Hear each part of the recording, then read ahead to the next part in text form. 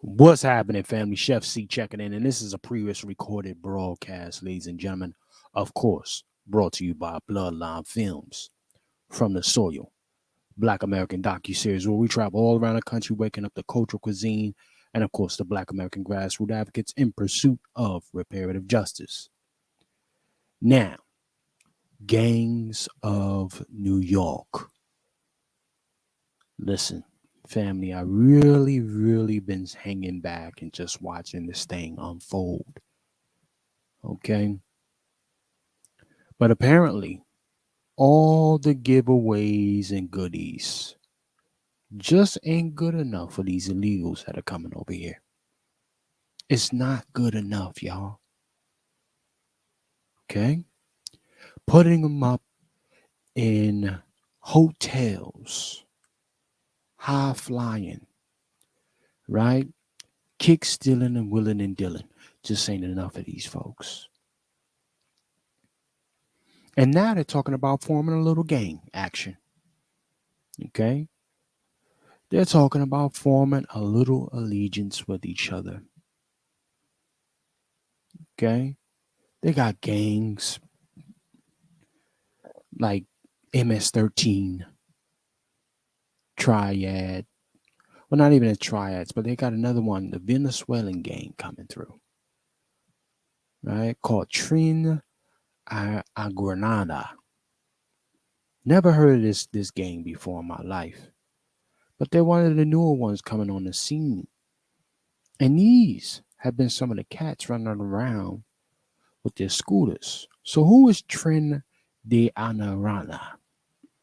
Is one of the largest criminal organizations in Venezuela, right? With over 2,700 members. In addition to its home state, Aravaga, the organization also has a presence in other states in Venezuela, such as Carabobo, Sura, Boveda, and many others. Aravaga is led by Hector Ruentes, Guerreras, and a few other folks. He is currently incarcerated in Tequila Prison, which functions as the organization's headquarters, family. One of the headquarters for these outlaws, savages. But they want to link up with MS-13 now, y'all.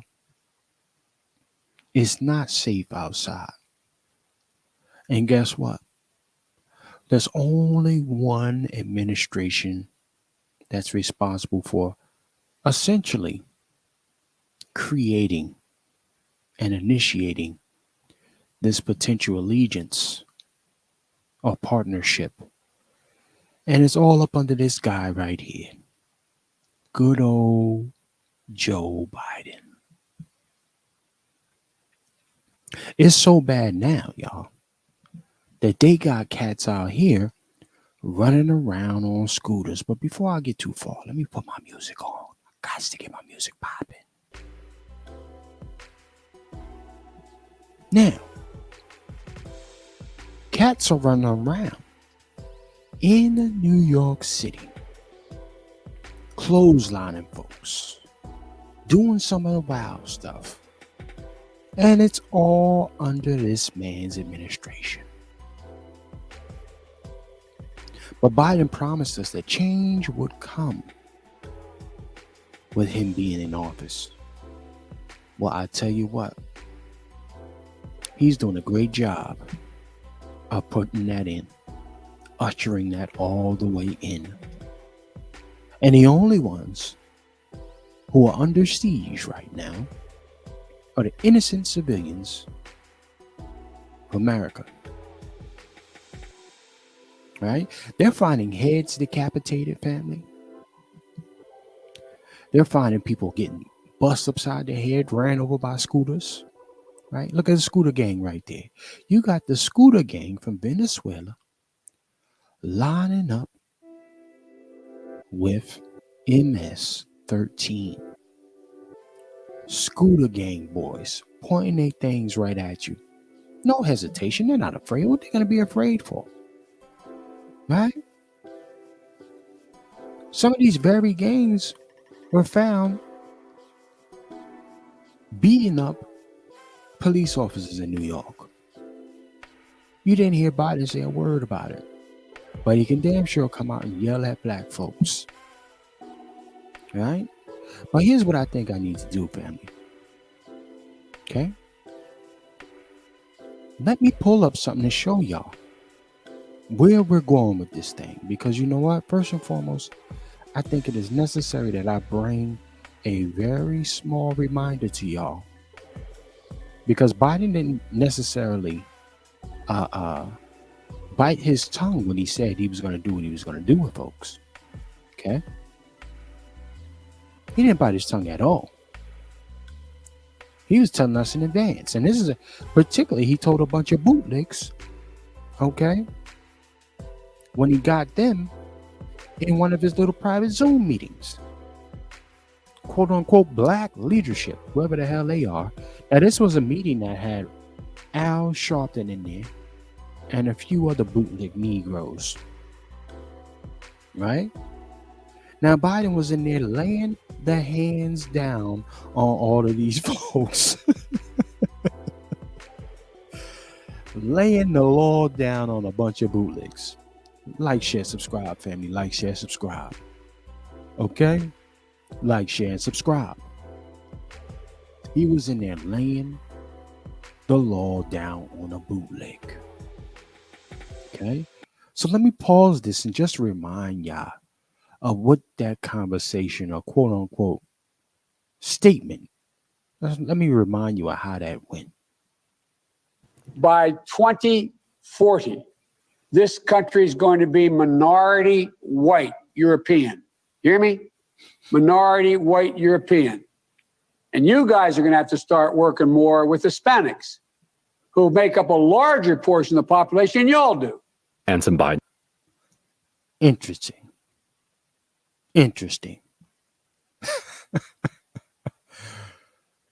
Y'all gonna have to start working with them Hispanics. Okay? Who are making up a larger portion of the population than we do. But I gotta ask you, family, how can you work with a population that has a history of savagery? Well, some will say, hey, well, you know, they're coming over here to do the jobs that we won't do. Right? So I'm going to say this. Well, before we get into what the current state of the events look like, I'm going to bring up a clip from history here. Okay? History that shows that the quote unquote jobs that we won't do, that Were you told point blank that you couldn't have the job because you... That talking point has long been debunked. And it's a bunch of bullshit. Okay, family? It's a bunch of bullshit. So definitely, I want y'all to check this out. We're going to play this clip for y'all. Jobs that we won't do. 1985, I believe. This is a black American woman and her family member, probably. Family member or colleague. These are cleaning women. Now, nowadays, you see a lot of women, Hispanics, well, Latinos, even Asians, depending on what type of employer you have, are in those homes cleaning up properties. Okay? But you're going to hear from this young lady right here that, you know what? Black folks aren't against working any kind of job. It's just a problem when folks don't deem it necessary to pay us what we're properly owed. Right? So then we'll get this lazy kind of a shaming tactic and give them justification for hiring other folks. So let's go ahead and take a look at history and how this all works out. Were you told point blank that you couldn't have the job because you couldn't speak Spanish? Yes. His words were not directly, but most of his words were that he couldn't place us because we wouldn't be able to communicate with the other employees. All of whom were Spanish. And I said, you don't. And real quickly, y'all, fair use by the Copyright Act of 1976. Allowances made for fair use for learning purposes and educational purposes, family. Fair to the use. And shout out to this person for bringing this clip with me, helping bring some context. Because the myth, family, let's make it very clear. Asylum seekers are seeking quote unquote sanctuary in cities with which we predominantly roam and live. Right? However, by giving these quote unquote asylum seekers refuge, we no longer have our own sanctuary to go to. Let's keep on playing this though.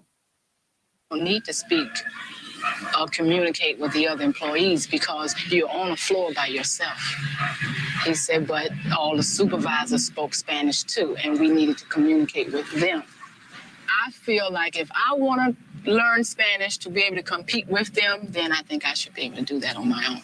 I don't think you and no one else should be able to tell me that I have to have Spanish. Not in my country. Yeah, this is America. They forget. This is not Castro's Cuba. Now, if I don't mind them. I think they should come over and learn our language. And then if they do have the both languages, that's better for them in the job market. Now, again, y'all, this is a previously recorded broadcast. But again, for those of you who are now seeing what's going on or have always seen this thing developing, do you share the same sentiment as these young ladies do here? They're in our country. They should know and learn our customs. I agree with the ladies 1,000%. The mere fact that the United States has changed all of this stuff and allowed employers to become lazy, right, and greedy with the way they practice their employment or hiring strategies has really put us in a very challenging place. Because again, Black folks will work jobs. Okay? We just want to be properly compensated for the services rendered. Let's play a little bit more. Don't tell us we have to speak your language in order to keep a job here in America. That doesn't make sense. The sisters took to the law and won in a ruling that may trigger other challenges like it. A Dade County board said the ability to speak Spanish cannot be a job requirement for cleaning. As so often happens in the human conflicts over immigration, someone lost the job Beverly Barnes won. She says this troubles her yet, but that something personal and important to her was at stake. Christmas was coming up. I was saving for a home. I wasn't getting my kids anything for Christmas because we were saving for a home. And that second job meant something. It meant I would at least get one gift if I didn't get anything else. And that was important. But they offered me the Christmas money now if I dropped the case. Yeah. They did. Oh, yes. They offered to settle. Yeah, like we wanted just some money. That's what we thought it was. That's how we felt. They want to offer us money to just keep us quiet. Some employers have told us that immigrants will take jobs native-born Americans don't want, that this is the kind of work that they cannot get native-born Americans to take. Such as Cleaning. I do that. Cleaning the toilet. Then again, sometimes I feel like they would take less pay. Let's leave it there, family. They would take less pay. Businesses, ladies and gentlemen. Some would say, listen, it's business is about keeping expenses low. You can't be mad at a business owner for wanting to do that. Well, again, okay, who's more responsible for the quality of work going down? The cheap employer or the help that they hire? That's what I want to talk about. Gangs of New York.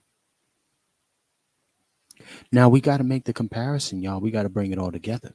Y'all asking me, Chef, why you talking about unfair pay and all of this? And well, we got to make it make sense for y'all, right?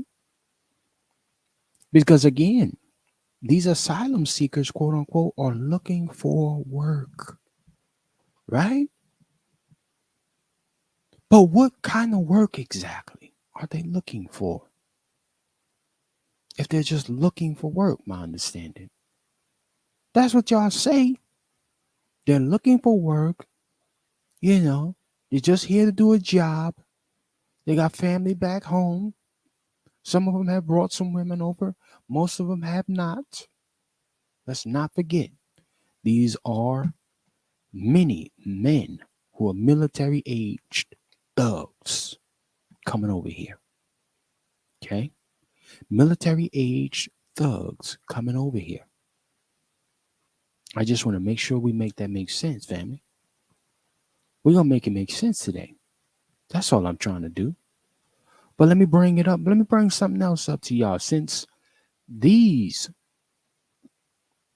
are your asylum seekers, If you look what's right? going on in El Salvador, robbing These six are your asylum seekers, y'all.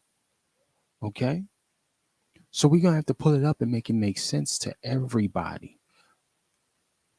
Since when does an asylum seeking scenario, not even a person, involves offending, attacking, even assaulting in some cases here? But the United States is giving people scooters to ride around, giving asylum seekers, more specifically, right? Non-English speaking asylum seekers, places like the Roosevelt to go lay their heads, and a way to get around in the big city of dreams, the Big Apple, aka the scooter. But little do they know, or many of us unassuming, citizens know that these are just thugs acting as if they're nonviolent. Well, here's some facts for your ass. I can't make it up. So let's play the track, family. Let's play this track. robbing 62 victims over the past 2 months, including this woman. The ring has members living in migrant shelters, accessing the Bronx, Queens, Brooklyn, and Manhattan. Robbers using scooters or mopeds to sneak up on victims, almost always targeting women, then using scooters for a quick getaway. Welcome to Biden's America, indeed. A brutal Venezuelan gang is using our open borders to now set up shop in New York. Trendarawa was started by a convict in a prison and is now Venezuela's largest gang. According to The Economist, the gang runs a human trafficking empire. And tonight, there are new fears that they're forming a dangerous alliance with another vicious gang, MS-13. Joining me now is Derek Maltz, former DEA Special Ops Director. Derek, I know you're very familiar with both of these gangs. Americans watching might not know the lingo here, but how dangerous is this?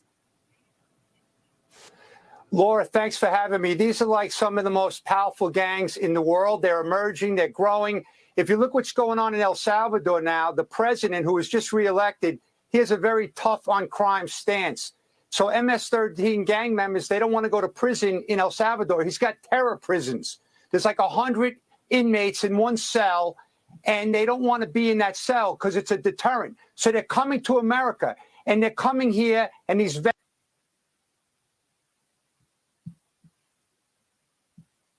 Bear with me, family. Bear with me real quick. Bear with me here, ladies and gentlemen.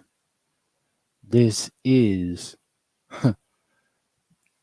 a broadcast previously recorded here, ladies and gentlemen. So bear with me really quickly, family. Bear with your boy. In the meantime, while you are here, make sure you have liked, shared, and subscribed. Family, make sure you have liked, shared, subscribed to this thing. This is one of our broadcasts previously recorded here. So make sure you like, share, and subscribe to the broadcast, ladies and gentlemen. All right.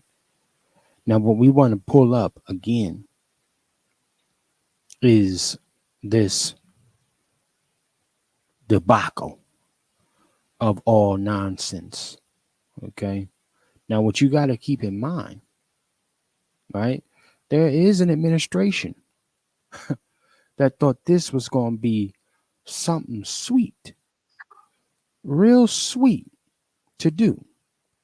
There's an administration who said, listen, this is the fly way to go. Okay. There's one administration that thought it was a very fly way to go with this. Okay. And I got to tell you, as far as I'm concerned, this Biden administration has been failing since day one. Okay.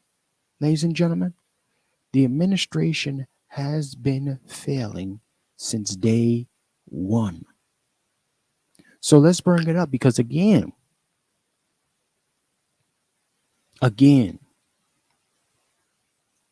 this Biden administration told you that they couldn't do anything for other people. I mean, for us specifically, but they're doing it a lot for everybody else. Let me show you here, right? Now, again, I told you he was among a bunch of bootlicks, crime. Okay?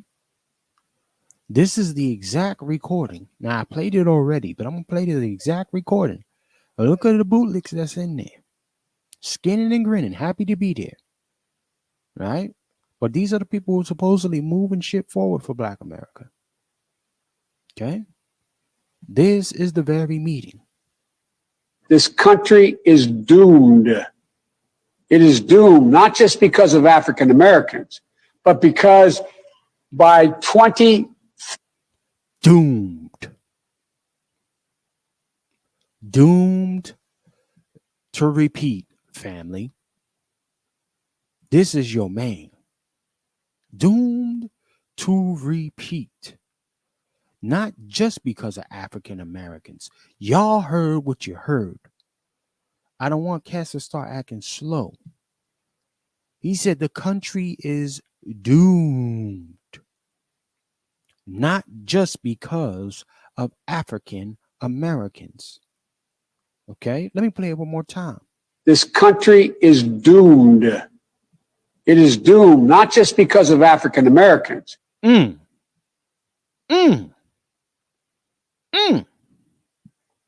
Not just because of African Americans. Okay, and then he goes off into his little bullshit. But some of y'all act like you didn't hear what you heard. Can I play it back one more time? One more time, I'm going to play it back. This country is doomed. It is doomed, not just because of African Americans. Pause and marinate. You heard it. Now let him go off into the other bullshit to try to glaze over what he just said. Because if he lets that marinate too long, folks, some of y'all are just going to let it go over your head like you ain't hear what you heard. Al Sharpton and the rest of the bootlicks sitting in on that Zoom call. Right? Y'all going to act like you ain't hear what you heard. Because he goes into this other rant. Let's go ahead and play it. But because by 2040, this country is going to be minority white European. You hear me? Minority white European. And you guys are going to have to start working more with Hispanics, who make up a larger portion of the population than y'all do. This country is doomed.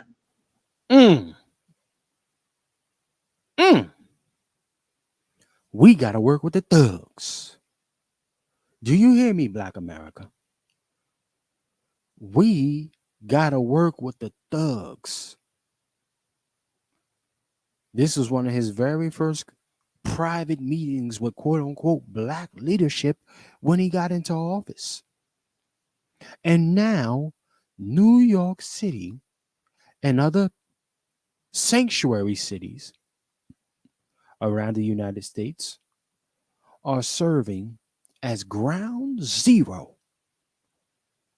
for thug gang member meetings and partnership opportunities.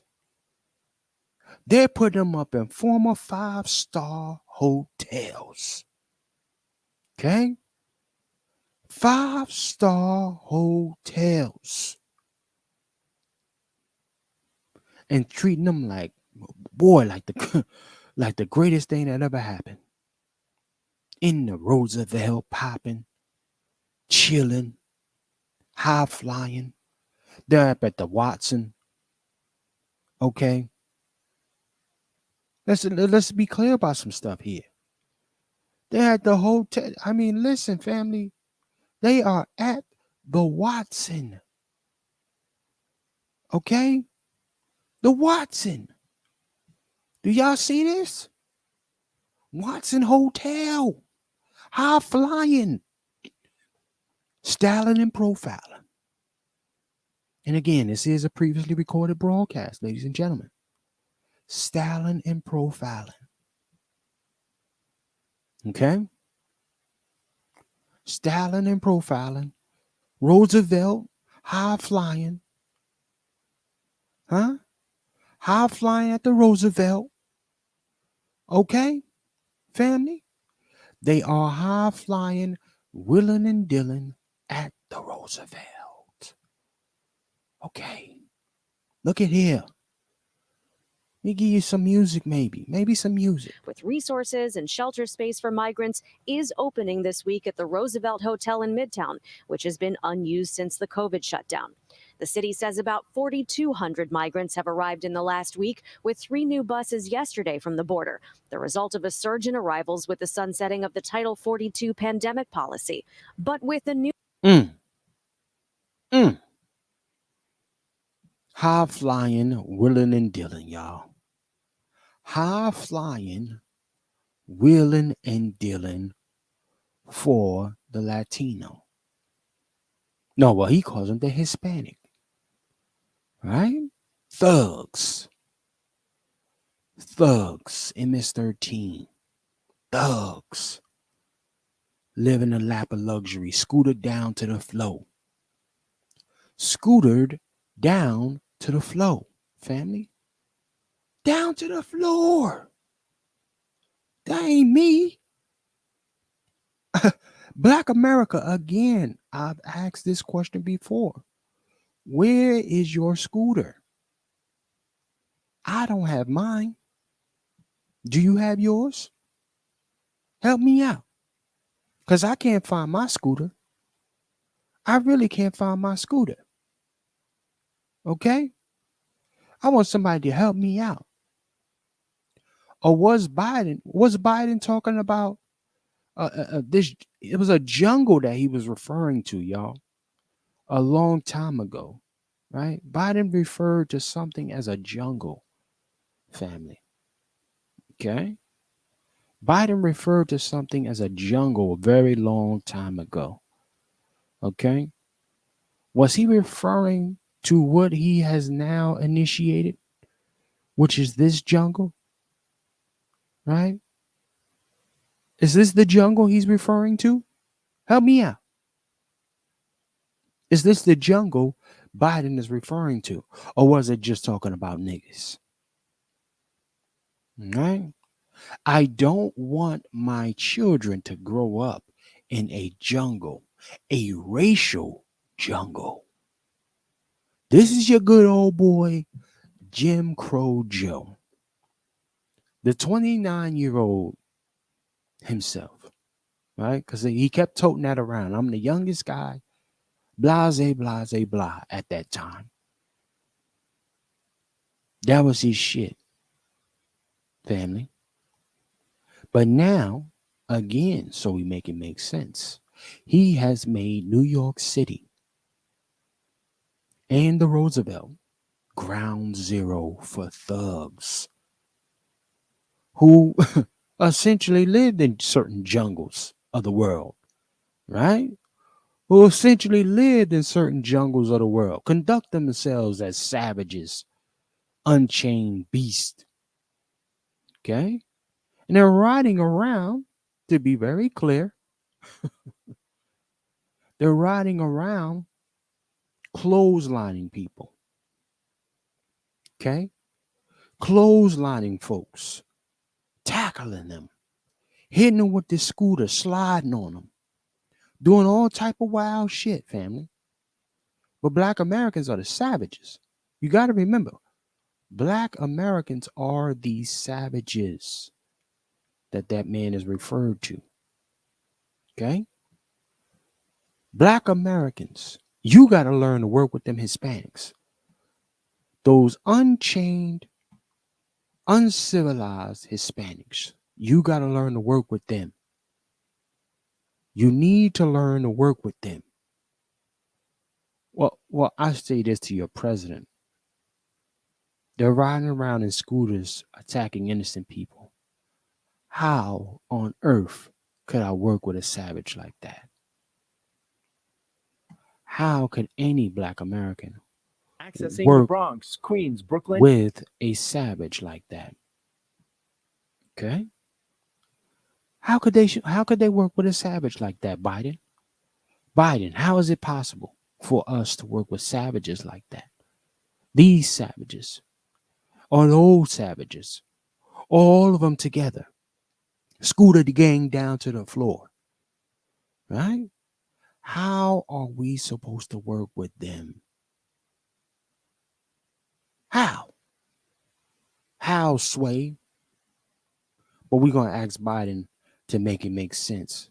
But let's get a little more of this report here, because again, they have weaponized the very thing that this government has taken my tax money and many of your tax money to do, and give them scooters, right? And now they're turning it into a weapon to assault innocent civilians around the country. Okay? Let's play the rest of this track for y'all, though. But New York. Trend Arawa was started by a convict in a prison and is now Venezuela's largest gang. According to The Economist, the gang runs a human trafficking empire.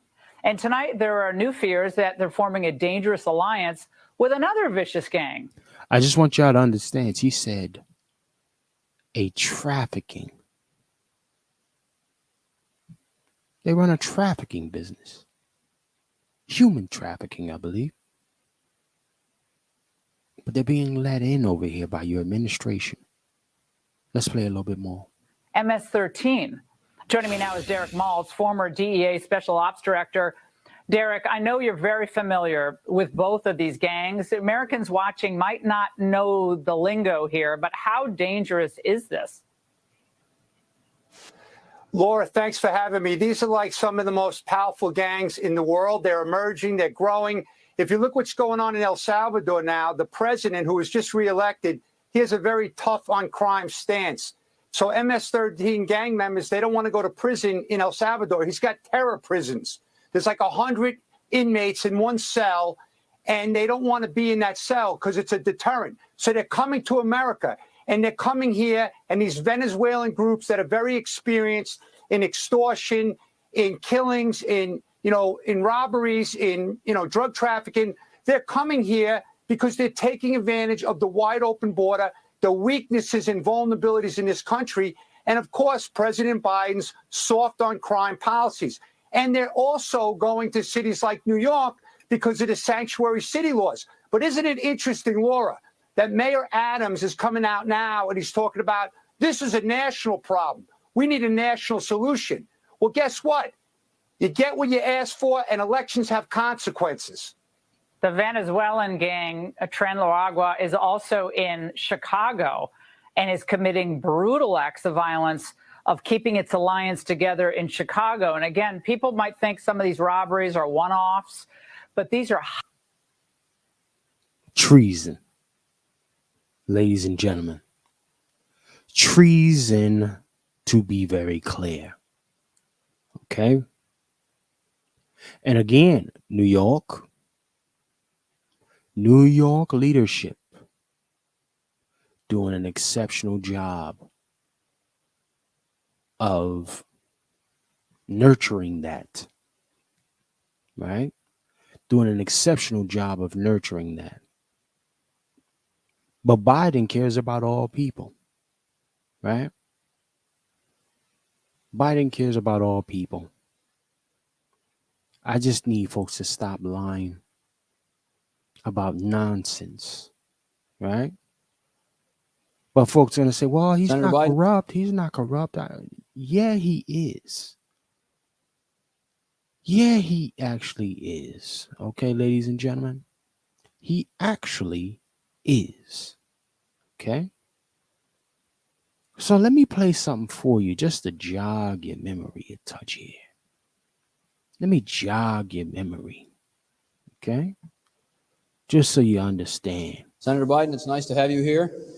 As the youngest member of the Senate, the one, therefore, who may expect the longest career there, I wonder if you'd say to us, since it's clear that you're not corrupt and you got elected, why should people think that the system produces corrupt results when there you are?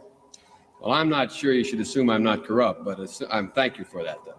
The Hold system it. does produce. Listen, they tell on themselves. Do you hear me? They tell on themselves, family. Okay? They tell on themselves. Biden said to you in your face, don't assume that I'm not corrupt. Don't assume. Do not assume. I'm trying to tell y'all, I'm on that type of time too. Right? Don't get it twisted. I'm just like the rest of these motherfuckers. I'm just on the Democrat side. You hear me?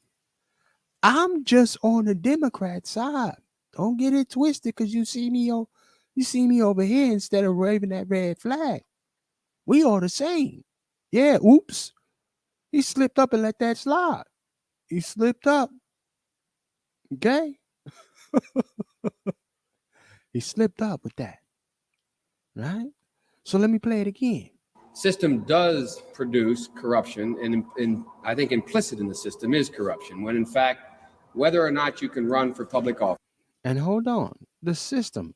Let's talk about the system, Biden. But before we do that, can we get another admission? Can we get another admission from you? Biden, can we get another admission from you, sir? Help us out a little bit here. Help us out, sir. Brother Biden, as they like to say. Brother Biden, for the Negroes who like to tap dance. Well, I'm not sure you should assume I'm not corrupt, but thank you for that, though. The system does produce corruption, and I think implicit in the system is corruption, when in fact, whether or not you can run for public office, and it costs a great deal of money to run for the United States Senate, even from a small state like Delaware, you have to go to those people who have money, and they always want something. We were told that we politicians, as the young kids say, rip off the American public. I think the American public, in a way, rips off we politicians by forcing us to run the way they do. To raise $300,000 is no mean feat. And unless you happen to be some sort of anomaly, like myself, being a 29-year-old candidate and can attract some attention beyond your own state, it's very difficult to raise that money from a large group of people. I'm a 29-year-old oddball. The only reason I was able to raise the money is I was able to have a national constituency to run for office. Because I was 29, I'm like the token black or the token woman. I was the token young person. See, I went to the big guys for the money. I was ready to prostitute myself in the manner in which I talk about it. But what happened was they said, come back when you're 40, son. Now that's crazy. I can't make that up. Oof. Family. So now you have it, yeah. You heard him say it. Okay. And again, you got to be willing to do whatever the big boys say. And the big boys say ground zero for our gangs needs to be in New York City. And you better put them in the Roosevelt. And so as New York goes, so does the rest of the country. Ladies and gentlemen, you heard it here first. I want to thank everybody for tapping in on this replay. We had to previously record this thing because I got a lot going on, but I want to thank all of y'all. Again, New York does not belong to the civilized anymore. It is now ground zero for the savages.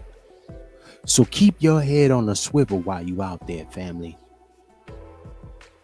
Or else another scooter riding savage will more than likely pull up on you and take you for everything you got. My name is Chef C. This is On Their Next Podcast and was brought to you by Bloodline Films, again, from the soil. And today's meal was definitely served up out of the community kitchen. I want you to make sure you like, share, subscribe right now, ladies and gentlemen.